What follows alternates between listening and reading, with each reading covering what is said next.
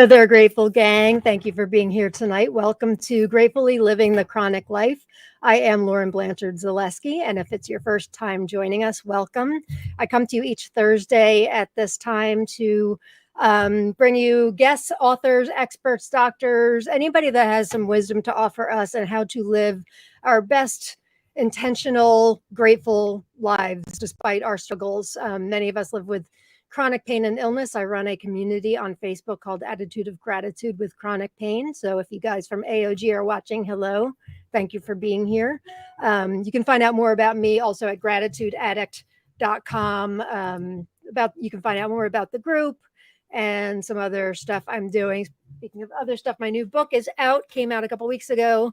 5-Minute Gratitude Journal for Teen Boys, and it's gotten some really great reviews and endorsements. So if you would like to win a copy of that tonight, which I will sign for you, you can put in hashtag gratitude throughout the episode, just in the chat, hashtag gratitude. And sounds weird to say I'll sign a copy. I think that's the first time I'm actually saying that, giving away a signed copy, like I'm so famous or whatever. But yes, I will sign it for you. So hashtag gratitude, you get a free signed copy of my new book. Last week we were supposed to have Mary Sands, who's the wonderful author of several gratitude books, and she had, for personal reasons, we rescheduled for January 26th. So we played a episode with author David Millman, and I know many didn't see it first time around, so I hope you enjoyed it because he was an amazing interview. So before we bring our guest on, we have an awesome guest on. I'm so excited to have on. Let me show you who's going to be coming up. So it's supposed to be to you December 30th for an end of year episode, but now Rob and I have made plans to go away to our friends for New Year. So I'm going to, that'll be to be announced because I want to do a year-end episode to kind of announce, what the word of the year is for next year. This was the year of joy, 2022, big question mark. So I want to do that, and I will let you guys know when that will be. January 6th, we have author Toni Bernhard. She has written many, many chronic pain and illness books. How to be sick, how to live well with chronic pain and illness. I consider her a mentor. She comes from a Buddhist perspective with living with chronic pain and illness, and she's just wonderful. January 13th, we will have from the UK, Gurma Bishaw of the Gratitude Initiative organization. That'll be at a special time at 4:00 because he's in the UK. January 20th, Gratitude Mentor. He helps create cultures in organizations and companies of gratitude. Kevin Monroe will be here. And like I just said, January 26th, Mary Beth Salmons, author, will be here. We've rescheduled. She has written Living Life as a Thank You and The Grateful Life, which I'm currently reading now. Wonderful, wonderful stories of gratitude and resilience. So, and that's just January. I've actually booked through March at this point. I can't wait to share with you guys the great guests we have. I feel so humbled and grateful that they are coming on. Oh no, what I do? Here we go. Something inevitably happens with me with technology during the episode. Oh, if you're watching from LinkedIn, I was just recently approved to go live on LinkedIn. So we've been on Facebook and live and YouTube for a while. So this is my very first go around live on LinkedIn. So if you're watching from LinkedIn, hello, thank you for joining us. And we are an interactive broadcast. We love to hear from the audience. So like this, if you are here, hello, Jill Cook. And hello, Jennifer Marler. So without further ado, let me bring on our guest. Her name is Dr. Kathy Zhang. Hi, Kathy. Hi. Thank you so much for being here. Thank you. I'm excited. I have to say how we met because it's a funny story. It's always a funny story. I kid with my audience, those that have watched before. I usually find like a book or an article or something I love, and I stalk my guest. I find somebody I like, but with you, it was a little bit, I still stalked you, but it was a little bit different. I belong to a group. We both belong to a group on Facebook, like a podcast collaborative group. And I don't really go in there, but they host these like mixers. And I didn't go to the mixer, but an email came out and I happened to open it, which I never do. And it listed who was there and what the person, what their expertise was. And your name popped out at me, Dr. Kathy Zhang, palliative care physician, host of the Purpose Filter podcast, and I just knew I really wanted to get you on the show. So I did stalk you, but thank you so much for being here. Yeah, no problem. And it was really funny because I had technical difficulties on my end. Like, I didn't realize I needed a desktop to join the virtual mixer. So I actually didn't mix with, I didn't mix with anyone. Oh, no. The thing at all. I just like, you start off and you have to write a little bio. And so literally you were the only connection that I made from Really? that. Yeah, it was kind of wild, but I'm glad we're doing it. Yes, me too. So Kathy has this amazing podcast called The Purpose Filter. But why don't you introduce yourself, Kathy? Because I won't do you justice for sure. Oh, thanks. So hi, I'm Kathy Zhang. I'm a physician. I am trained in internal medicine, and I worked as a physician in the hospital taking care of patients who were sick enough to be hospitalized. And I did that for about 4 years, and I really enjoyed it, but I felt like something was missing. And so the kind of more I dug and the more I learned, I felt that there was something calling me in a sense to palliative care, which is a field in medicine that cares for seriously ill and or terminally ill patients. And that kind of, it also involves the umbrella of hospice, which is patients kind of who have a less than 6-month life expectancy. So I've been doing that for a few years, and then COVID hit, and obviously everyone's world kind of turned upside down. I really struggled just because, normally I see a lot of death and dying in my field, but just with COVID, it was unbelievable, And unimaginable. you're in New York City, Right. right? Yeah. Yeah. And so we had that first surge before the rest of the country did. And it was really just kind of overwhelming. I can't even imagine. Yeah. I've gotten to the point where I can, with therapy and coaching and things like that, I can talk about it now, but through that experience, I kind of learned that doing what I do has helped my life so much that I thought, well, you know what, maybe I do have something to say about how we look at life and things of that nature. So that's why I started the podcast, as a way to kind of help people see life in a different way. And I think that has just been a really fun journey so far. So I've really been enjoying it. So again, the podcast is called the Purpose Filter Podcast. I'm kind of new to the podcast world, I guess, because I'm ancient. But I was telling you before we went live, I really, really enjoy yours. You talk to topics that really speak to me, but the angle you come from with what you do, living with chronic pain and illness isn't, I'm not terminal. I mean, I guess we're all terminal in some way, but not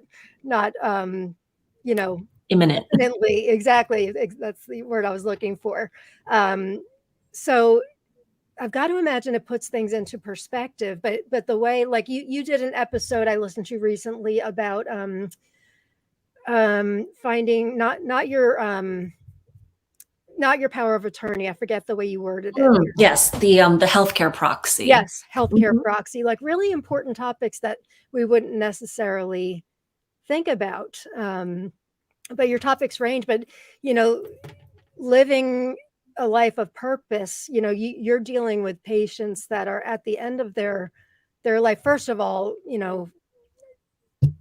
saying kudos to you doesn't even seem strong enough. It takes a really special person, in my opinion, to be able to do what you do. I am an empath, and I guess you probably have to be an empath, but are you able to like compartmentalize? Like it must be so incredibly difficult. Yeah. One of the reasons why I thought I'd be good at it was I was always very much like, I'm really good at compartmentalizing. That's the exact word that I would describe myself as. I would be like, no work emails come to my phone, like very strict separation of what I called like work and state, Yeah. And so I was like, no, I'm going to leave work at work and I'm going to go home and I'll be fine.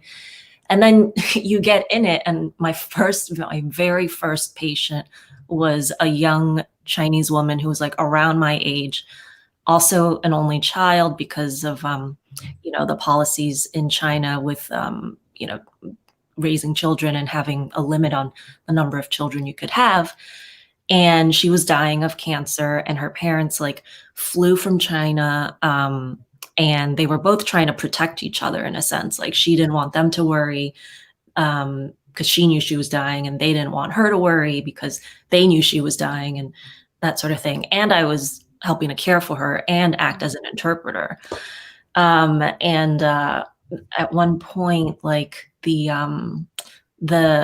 mother was there and her father had gone home, and they lived kind of like right across the river. So it was a 10-minute car ride, and she was getting kind of imminent. So we were like, oh, I told the mom, I was like, maybe you should have your husband come just to be here for her final moments and things like that. And she's like, yeah, it's going to take him about an hour to come. I was like, what do you mean an hour? He lives literally like right across the bridge. And she goes, well, he doesn't speak the language. He doesn't know what bus or train or whatever to take. He's going to have to walk across the bridge. It's going to take him an hour to get here. And I just like totally broke down, like in the corner of the intensive care unit, just like sobbing, just being like, and then all the, her other physician, her other doctors and residents came up to me. They're like, oh, palliative care, like, how was your conversation? I was like, I'm fine. And just like, give me a minute. They're like, I don't know how you do this. I was like, I don't know either, clearly. So that was like my first foray into it. You get a little bit more, I don't want to say used to it, but in a sense, what I will say it normalizes death and dying in a way that I don't think we do in our culture, because we're all so, death avoidant. Right. We can say the word, we call it, the D word or something like that. And in many ways, I think of it as like, if we don't talk about it, in a sense, we're giving more power to it. By naming what it is, by naming what's uncomfortable, we take that power back from whatever it is that we're scared of, from whatever it is that we're, uncertain about, whatever it is that we're fearful about. Such a good point. I would imagine it must be different in other cultures. Yes. Have you found that? Yes. Mm-hmm. Yeah. I mean, culturally, there are a lot of cultures, especially I think some of the more Eastern philosophies that are like, it's just a process, right? Like Right. you're born, you live, you die. And in many other cultures and religions, and there's the afterlife. So Right. this life isn't necessarily, they're just like, well, there's more. This one isn't necessarily even the one they're trying to get to the other one. That's the ultimate goal, I would imagine, right? I know in a lot of religions it is. Mm-hmm. Yeah, exactly. Yeah. So how did you, go through medical and all of that? How did you end up in this field? What drew you to it? Is it the human connection? You know what it was? And I think it's also a reason why I started doing the podcast, is really the stories. Like I remember I would have 20 patients that I'd have to see in the hospital, and I would spend like a couple minutes, 5 minutes, like with them. And I just felt like I wasn't really connecting with them the way that I wanted to. And I remember there would just like be a couple days where I was like, you know what, I'm just going to sit intentionally and just find out a little bit more about this person. Like, what did they do for a living? How many like children did they have? Like, what are their hobbies? Things that you're trained to do when you're getting a history from a patient. But then, they come in and time flies away from you, and those sort of things, you don't focus on them as much. Right. When I wasn't in palliative care. Now we do, because the whole thing about our field and what I love about it is the focus on the whole person, right? It's not just the physical, it's not just physical pain or physical symptoms, right? It's also this concept of the entire person, emotional, psychosocial, spiritual, Mhm. religious, existential. And so we are relieving suffering for these people from a much um, broader perspective, and not just, Yeah. and not just what they're feeling physically.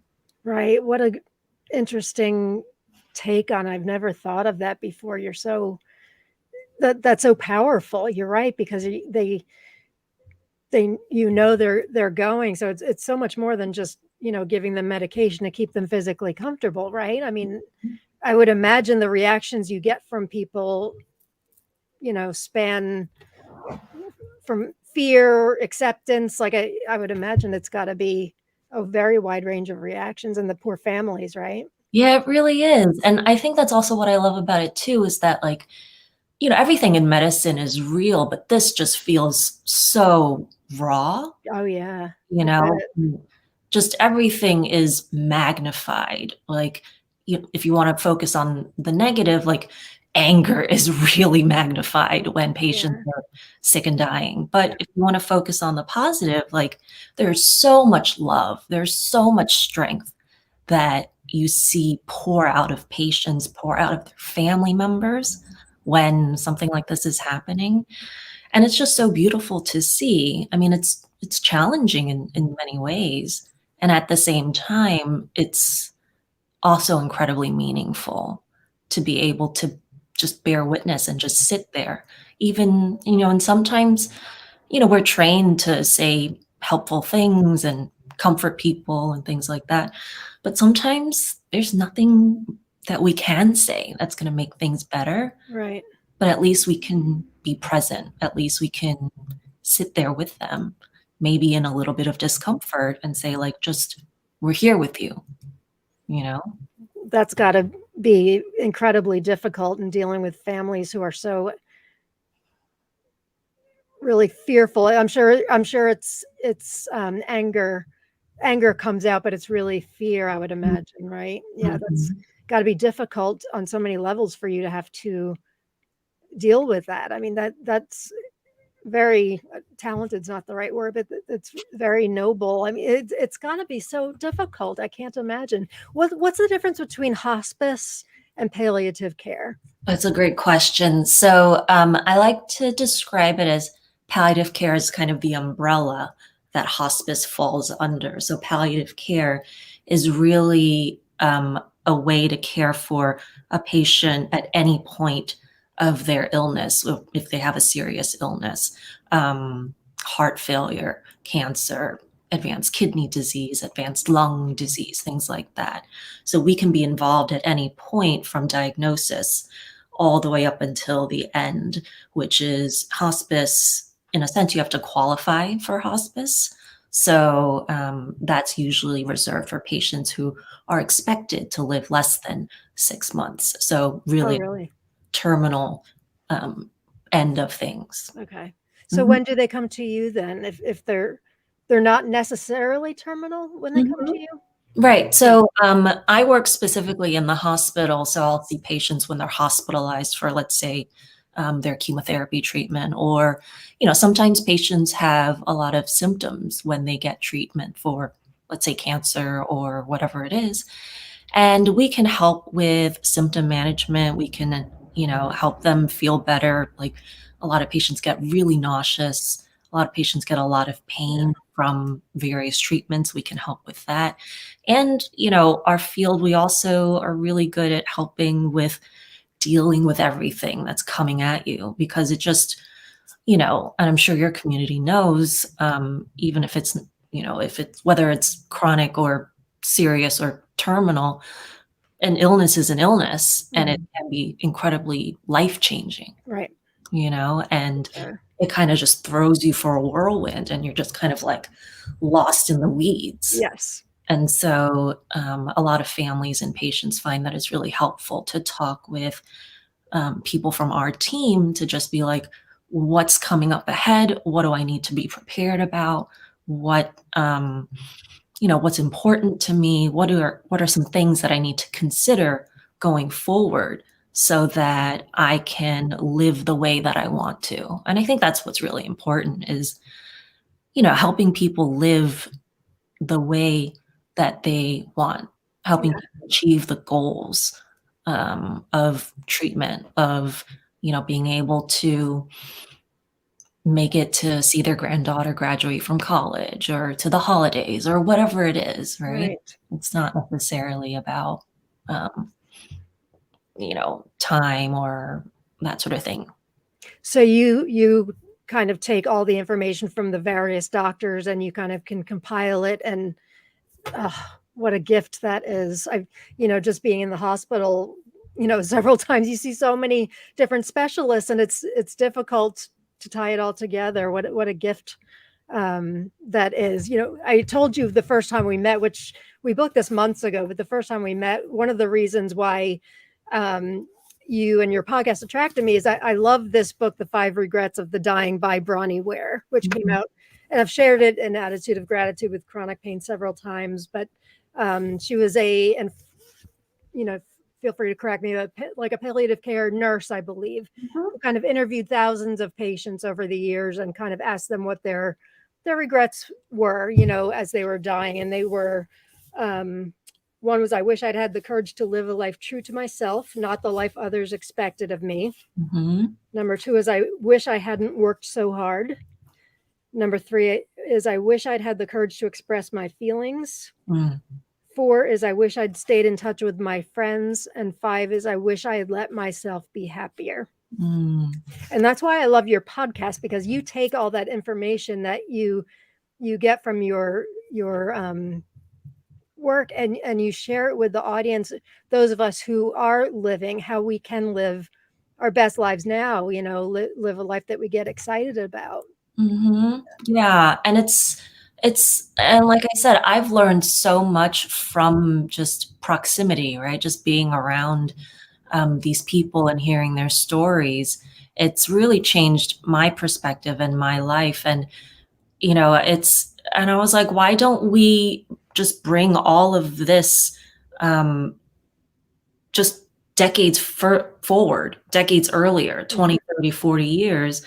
Because, sometimes when patients are faced with their own mortality or the possibility of that, there's just kind of like all the BS fades away, like all the Right. things that you think that you are really important or that you have to worry about just really aren't that big of a deal in a sense. And then so much clarity that comes from it. And there's so much, and patients derive, and their families too, derive so much meaning from just having to face these challenges. No one wants to go through it.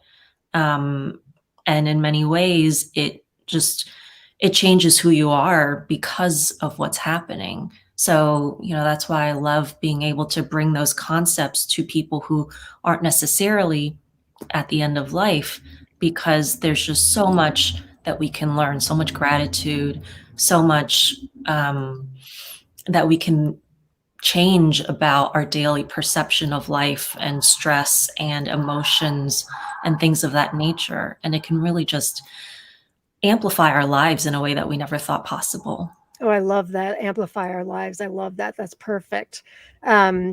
Unfortunately, we had a member of our community pass away a few weeks ago, Michael, who had lung cancer, and he knew he was going to pass away, and he would attend our weekly live chats.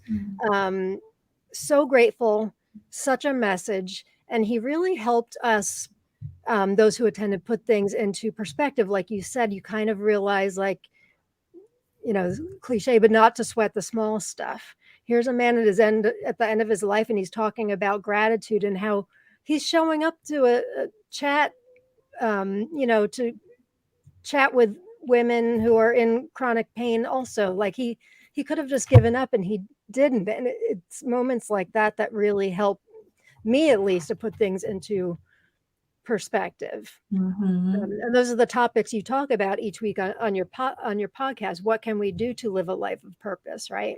Right, exactly. I just want to show you guys again. So on Instagram, you can find Dr. Kathy Zhang at Purpose Filter, and her podcast is available Apple, all the places.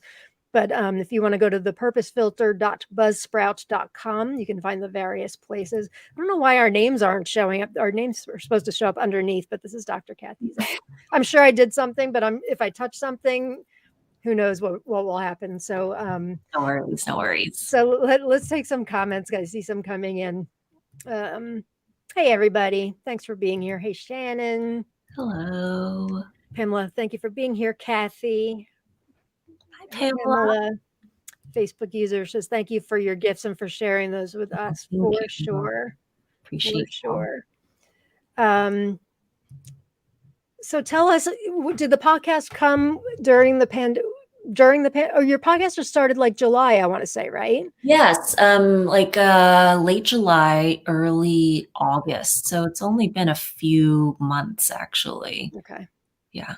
So. And is it healing for you to be able to do that based on what you've just been through with COVID and all that stuff? Yeah, I'm not necessarily a verbal processor. I'm more of a journaler and I write, but in many ways. So I did actually like a 9/11 special episode because that was a fairly I listened to that one too. Yeah. Yeah. It was a fairly kind of traumatic time in my life because I was very young and my school was just a couple blocks from it and that sort of thing. And I will say that just having done it, the episodes, and just hearing other people go through and have the same emotions that I did, even now, like decades later, has been really therapeutic in that sense. And I think that's what's so wonderful about what you're doing here too, is, we know that connection mitigates trauma, right? And our instinct is to just shut everyone else out and just be like, don't touch me, don't touch me, don't talk to me. I'm dealing with something. Right. Whereas it seems counterintuitive to just be like, hey, I'm going to open my heart and, tell you guys and share with you my pain and everything that's happening to me. And then in that way, you don't realize that you're slowly opening yourself to being the possibility of being healed in a sense. So true. I realized, before I got what I refer to as my second chance at life, not almost 9 years ago, I didn't talk about my pain. I was afraid that, a lot of things. I thought it would be depressing to talk about my pain. I thought people won't understand anyway. I don't want to be a Debbie Downer. But, then I developed a severe alcohol problem and things did not go very well for me. So going to rehab, you're forced to talk to people. And luckily, I was fortunate enough to go to a rehab with a chronic pain program that helped me to kind of develop enhanced tools to deal with my illness, which is how the group sort of got started. But I didn't really realize how important connection is, that feeling of not feeling alone in your feelings, even though in the group itself, unless you're at the live chats, we don't discuss the specifics of our conditions because there's that natural need to compare. Right. And our pain is our pain, whether you stubbed your toe or whether you've got terminal cancer, you are entitled to your pain. So if we just take that off the table and just assume, hey, we're all in pain, where do we go from here? So we work with things like gratitude and mindfulness and all of that. So with your message, what are we doing wrong in American society? Like, I know I just finished a book, on living with intention, but we go through life a lot kind of just on autopilot, don't we? Very mindless and not paying attention and not necessarily happy in what we're doing. What are some of the things that we're not doing correctly, in your opinion? Well, first, it's not just American society, it's just being human, I think. Yeah, yeah, you're probably right, yeah. Um, yeah, and autopilot is exactly the right word. I think we get so used to certain things, whether that's positive or negative. I mean, habits and routines after a while just become unconscious. We don't even realize what we're doing. And especially things that end up hurting us or making us feel less than our best selves in a sense. So one of the really important things that I love about my field and one of the messages that I like to share is the just being intentional about whatever it is, intentional about how you spend your time, how the things that you put into your body, the information that you put into your brain, right? Or intentional about the mental energy that you spend on things that are productive for you, things that help your mental energy, and things that sap, um, your vitality and Yeah, your energy that way too. Because we don't even realize what we're doing half and the people as well, the energy, vampires, right? People time. that suck our energy away, and getting rid of toxic people can be so helpful, I've found too. Yeah, and you're exactly right. It's not just things. It's not just inanimate objects. It's people as Yeah, well. So I think being intentional. Another thing that you guys talk about a lot is just gratitude, right? yes, It's that, and partly why I called it the filters. It's the lens of which we look through life. right. Um, Life has everything in it, whether bad or good. If you go through life with, a lens that looks specifically for anger and hatred and, strife and war and that sort of thing, because that's, what you're always bringing into your body, because that's what's, you're always thinking about, then everywhere you look, people are going to be angry. People are going to be hateful. People are going to be nasty and mean and unfair and all of this stuff. And that's, a really difficult way to go about your life. Whereas, if you intentionally choose to say, like, okay, I know that the world offers good and bad, everything exists, but I'm going to purposefully choose Mm, to look for a happy thing. I'm going to purposefully choose to see if there's joy or find joy in my own life. I'm going right, to purposefully focus on, love and ways that I'm loving and ways that I receive love and ways that other people are being loving.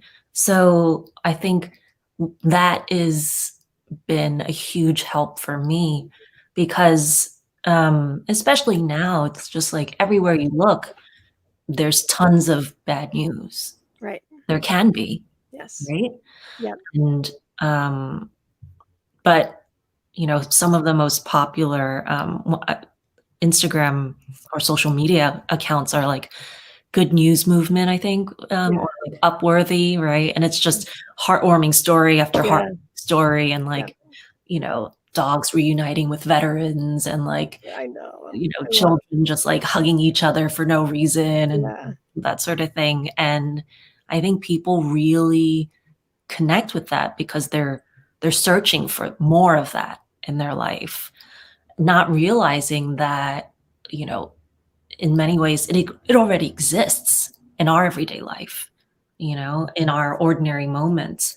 I have so many patients who are just like, I would give anything to just, like be able to sit up in bed and not feel like I have to constantly vomit, you know? And or like I would do anything if I could just like stand on my own without passing out because I'm too weak Yep. from, treatments, or because my disease has gotten so bad and that sort of thing. And then it makes you really think like, wow, you know, they would do anything for a bite of ice cream, right? And here, I'll just take myself as an example. Like here I am, like moaning and about like, I don't know, how stressful my day has been, or how much work I have to do, or, how dirty my house is, or whatever it is. It puts things into perspective, not necessarily to say like, oh, it could be worse, but to just try to look on the other side and be like, okay, there are things that I can be grateful for.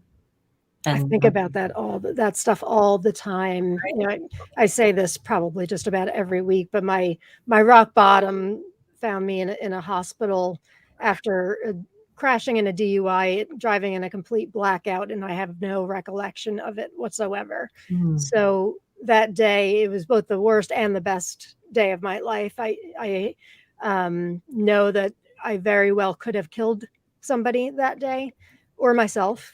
mm, Um, so that's like my baseline. That's my, no matter how much pain I'm in, I can look back on that and say I could be in prison, I could be dead.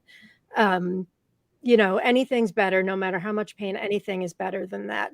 So I think about, like, even when my legs are hurting, I'm like, well, I can use my legs. I can walk up the stairs. They hurt, but I can use them. And maybe tomorrow I won't have use of my legs. So I try to think like that. And you're right. That is kind of what we do in the group, because, we're, as a human society, as you know, we're hardwired to default to the negative, the fight or flight mm, response, right? So it's ingrained in us to default to the negative. So it requires work and a practice to be able to think. Gratitude's such a hot buzzword that people throw around. It's not just like a hashtag that you throw at the end of something.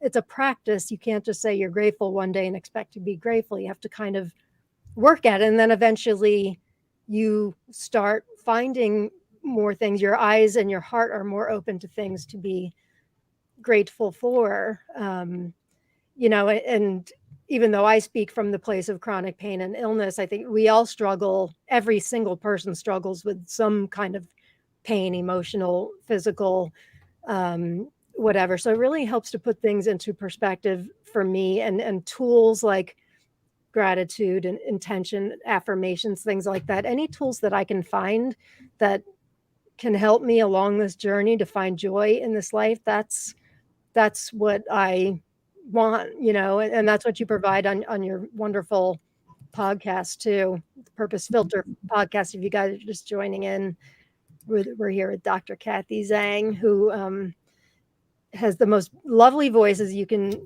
tell. So you listen to her podcast. You do once a week? Um, well, yeah, it should be once a week. Let's just say that I'm only human, and And you're a doctor. You're a little busy.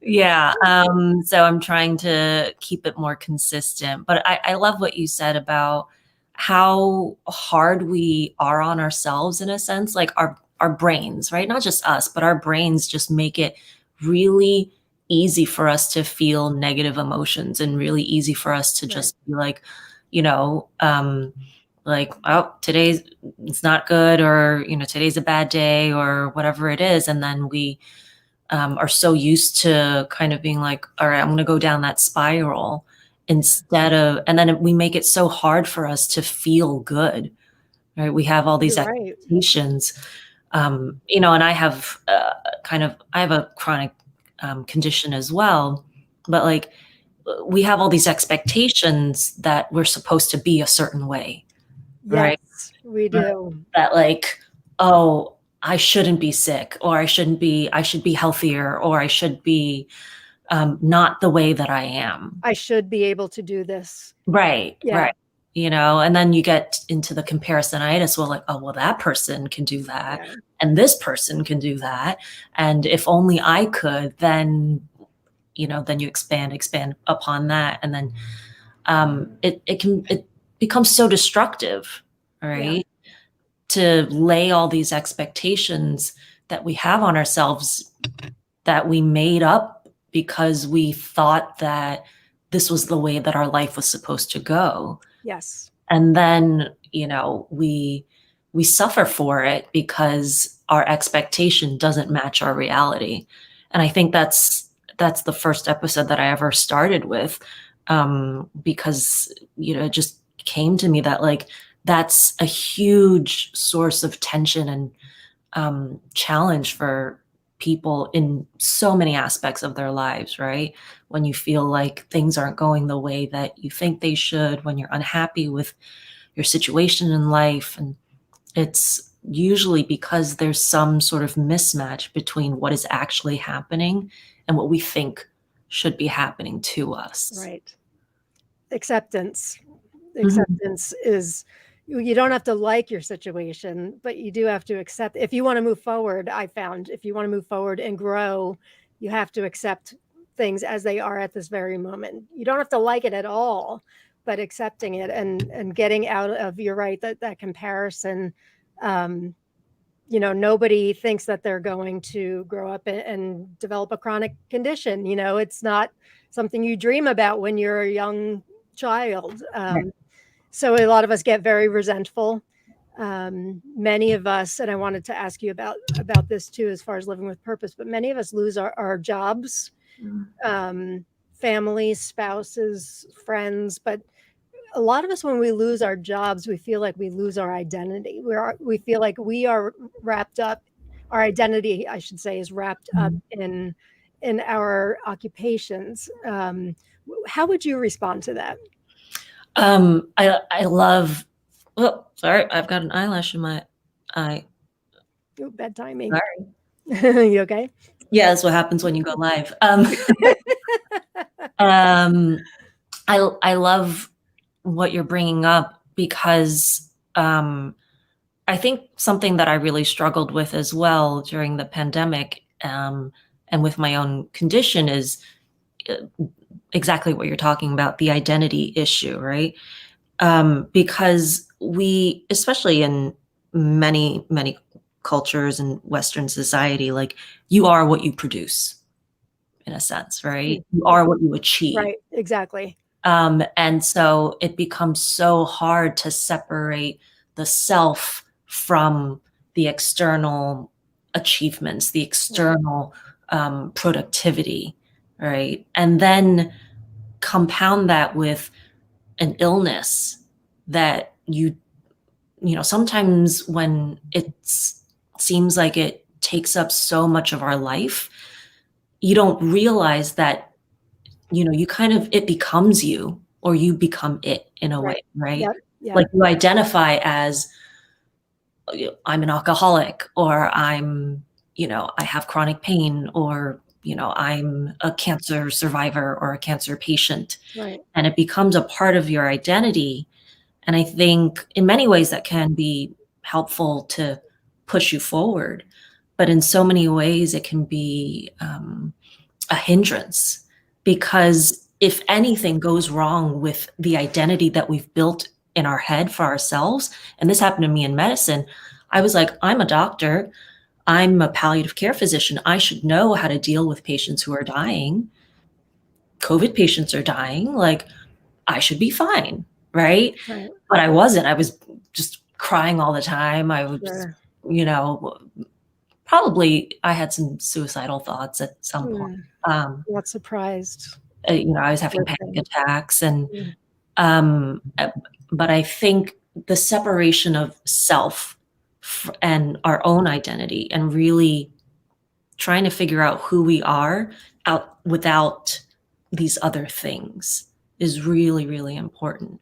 Because if I identify so much with my condition, and then something happens and triggers a flare up or whatever, then my whole life comes crumbling down around me. Yes. Right? Yep. That's like, oh my God, I am my disease. It is me. Like I'm worthless because Right. this is happening to me. Or like my life is terrible because, I'm flaring up, or whatever it is. And it, we I think we have to be really careful about that specifically, because, if you really want to think about it, it's a part of your story, but it's not you. Right. Right. Exactly. So what kind of work do you think we can do to to develop that realization. I know what I do, but what would you suggest? What kind of work? Mm, Mindfulness, journaling. I think on a broad scope, I would say anything that helps, that makes you feel like you can get out of your head, right? And a little bit more into your body, a little Mhm. bit more into your heart, whatever it is. For many people, that's journaling. What for many people, that's being in nature. Right. Getting back to things that you really used to enjoy as a child, I find can be really, Play. I yeah, wrote about that in my next book, the importance of play and being silly and right, having yeah. fun. Yeah. Because I think, as children, obviously, we aren't exposed to a lot of the things that we are as adults, and and in many ways, that's why they call it unadulterated in a sense, right? Like Oh, it's yeah. Yeah. it's kind of pure and without the hindrance of living life as an adult and the responsibilities that you have to care for. Yeah, And they're fearless. They yeah, just go about, yeah, they're pretty much fearless. Yeah. right. And kids are just gonna be like, I like that, I'm just gonna do it. Or, Right. this makes me happy, even though you're just like, oh, okay, that's, dirt. Or right? You know? Yeah. So, I think anything that can help us feel a little bit more like ourselves. And I think everyone has kind of an internal barometer of things that, um, you can kind of tell, like, oh, this feels like something that I would like, or this feels like something that would make me happy. Mhm. I think the more that you use it, the more that you fine tune that, the better and stronger, kind of like a muscle, that it gets. Yeah, like something that puts you in a state of flow, right? And Mhm, art therapist on a couple months ago and talked about, things that you kind of where you lose track of time, things that bring you joy where you lose track of time. mhm. We're getting some great comments here. Want to make sure we get them. Mary says, "Thank you for sharing your experience with Hi, us. Mary. Many aha moments in your convo tonight, ladies. Thank you for the points to ponder." Thanks, Robin. Hi, Robin. If I could not be in a classroom anymore, then who was I? Terrifying. Mhm, Yeah, getting out of our own heads for sure. Yes, that's a big one. I've found, at least within our group, I mentioned we offer these live chats on Zoom a couple days a week. That helps me to get out of my head, to have that connection with others who, even if we don't talk about our conditions, we know they're there. For me, um, that connection really helps me develop my sense of self and my sense of worth as well. Um, because being alone, it's sometimes I can get into my own head and talk myself into crazy things and tell myself things that we're our own worst critics, aren't we? You said that earlier. yeah, Yeah. absolutely. And Yeah. yeah, yeah, and I think focusing and remembering that we're humans, and, like, we all are, like, self-worth is inherent in a sense, right? We don't, I think we all put so much expectation upon ourselves to do things because we think it's gonna prove something about who we are on the inside. And Right. you know, I, I'm a classic example of that, right? Like, I'm a Chinese American, physician. I'm, you know, but I I think remembering that, we're already worthy is probably one of the most important things, to feel like, okay, this is who I am. I don't need to prove anything. I can do things because I want to, Mhm. not necessarily because I have to show that I am, successful, or that I can achieve things because I'm trying to make up for some deficiency that I think that I have. So, That's such a good point that you brought up. because I think a lot of us living with chronic pain and illness, we do feel like we need to make up for things. If we're no longer bringing in an income, we feel we put a lot of guilt on ourselves. And I'm not speaking for everybody, but a lot of us put a lot of guilt on ourselves. We feel like we're no longer useful if we can't contribute in certain ways. It's a really big issue that we need to jump over that hurdle.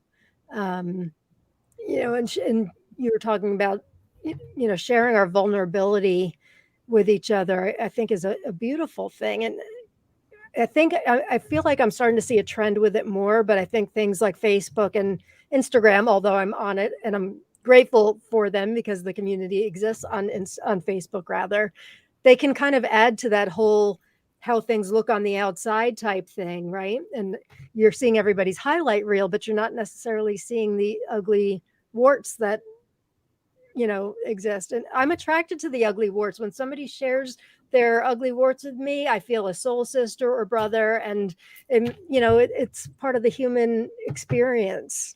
Yeah, agreed. I'm like, yeah, show me the shit, Yeah. Exactly. We need to do that more. And yeah, Instagram with the kid with teens is a little frightening to even think about. We have another Facebook user here. I don't think I got that one. Thank you for sharing your gifts with us. So we're talking, I don't know why our names aren't showing up tonight, gang. We still have a couple minutes. If you want to win a signed copy of my book, you can put in #gratitude. And thank you to those who have gotten it. And for those of you who've reviewed it already, thank you very much. So this is Dr. Kathy Zhang, and she's of the Purpose Filter podcast, which is an amazing podcast you can find on all sorts of different platforms. And she's on Instagram at Purpose Filter. Yeah. So what are your goals for the podcast? Where would you like to see it go? Good question. I'd love to, and it's going back to the stories, like I just really want to share people's stories of overcoming challenges and get the message out to people that you can just subtle shifts in the way that we see things, in our mindset, in our outlook on life can really add up over time and change our lives. And so that I would love for it to just reach more people and grow, and whatever comes from it, I would be just super grateful. So yeah. It's great work you're doing. I know I read Bronnie Ware's 5 Regrets of the Dying. Are there any that you would add to that list that people tell you about that they wish they had done while they had the chance? That's a good one. Those are really good categories. I think a lot of people wish that they had treated like their family. Like, I think that's one of them, but I think people really wish that they had just done, like, lived their lives with intention, like on purpose, and not just going through the movements. Yeah. I think everyone, when they get to a certain point in life, are just like, they just wish that they had just soaked up as much as they could have, right? Yeah. Everyone, when you get to the end, they want more time. And of course, that's natural, right? Yeah. And that's what anyone wants. We all want to live to 165, Yeah.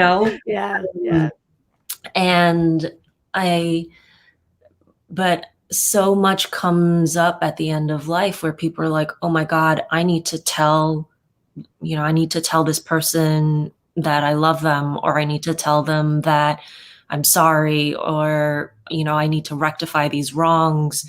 I need to ask for forgiveness, that sort of thing. And people, for whatever reason it is, these things drag on and on and on, and people grow further and further apart for whatever things happen, right? And then only when they're faced with the possibility that they may never be able to have this opportunity to fix things, or at least to feel settled with it, even if it can never be fixed, to at least say what they need to say. I think that's a regret of the dying and the living, to be honest.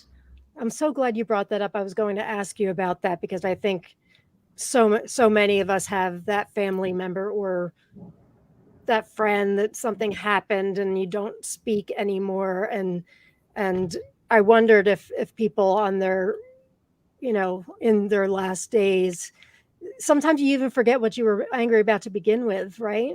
Yeah. Um, Like I had a patient once who, he actually survived. He was very young in his 30s with COVID, and he was on a very advanced form of life support called ECMO, which is extracorporeal membranous oxygenation, where they just pump your blood out of your body. They oxygenate it and do the work of your heart and lungs essentially outside in a machine, then pump it back oh wow. to you, like bypass essentially. Yeah, yeah. Um, and he was on that so that his lungs could rest because his COVID was so severe. And his brother basically told his brother, we were comforting him. He was just crying. I was like, "What's happening?" And he's like, "I need to tell him that he's my brother." And I was like, "I don't understand. I thought you were his brother." And he goes, "No, no, I am his biological brother, but he thinks that we are like, adopted or something like that. He Wow. doesn't know that we're actually biological brothers." And he's like, "I need to tell him this before he dies." This was when he was very, very sick at the beginning. And, it was just one of those things where it's like, how many of us do this where, there's an uncomfortable conversation that we might need to have, or, we're so hell-bent on our anger because of something that happened in the past that we just hold on to it until, something catastrophic happens. And it Right. can happen at any time. Right. That's the thing about palliative care too. Like, we see people die of cancer, but we see so many people just have accidents and traumas. And, I don't want to be a Debbie Downer, but you just, you don't know. You don't. You really don't. And it's, it's helped me with my relationships too.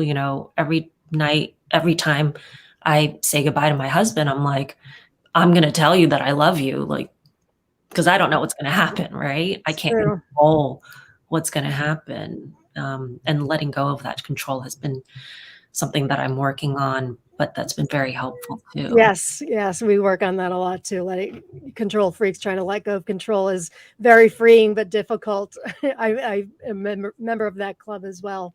Yeah. Um, growth mindset can be singular and cumulative. Good That's a good one. observation. Yeah. Thank you for an informative and enjoyable episode, ladies. Thanks, Shannon, for tuning in.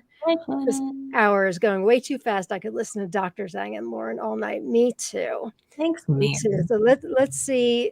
We're at the end of the episode. Unfortunately, let's see. Let's try to. Oh, we have a whole two people that. Well, your chances are good. Okay, everybody's bought it already. Here we go. Who's gonna win? It's either Shannon or Mary. And both of you have it already. Hey, congratulations, Shannon. That's funny. I will get you. I will sign this one for you. Thanks, Shannon. That's You awesome. guys, thank you so much for being here. Dr. Kathy Zhang, one more time, you can find her. She is at the Purpose Filter podcast. I highly, highly, highly recommend it. You will get so much out of it. You can also find her on Instagram at Purpose Filter. Kathy, thank you so much for being here. It's been an incredibly powerful hour and such great lessons for all of us. Thank you so much for having me, Lauren. It's been, I think it was just so interesting how we met, and almost as if this was the right time for us to be here. And thank you for all the work that you're doing in your community too. Just having this safe space for your members. I think it's wonderful. So. I like that you said safe space. That's exactly what I try to give everybody. So thank you. Thank you guys. Thank you so much. I hope you come back sometime soon. Good luck with the podcast. And I will see you guys. Well, I'll let you know when I'll see you guys next, but it'll be before the end of the new year. So if I don't see you before Christmas, happy or Merry Christmas to everybody who celebrates, and peace and love, gang. Thanks for being here. Bye. Take care. I have a closing. I always forget to play. Here we go. Okay. Bye, gang.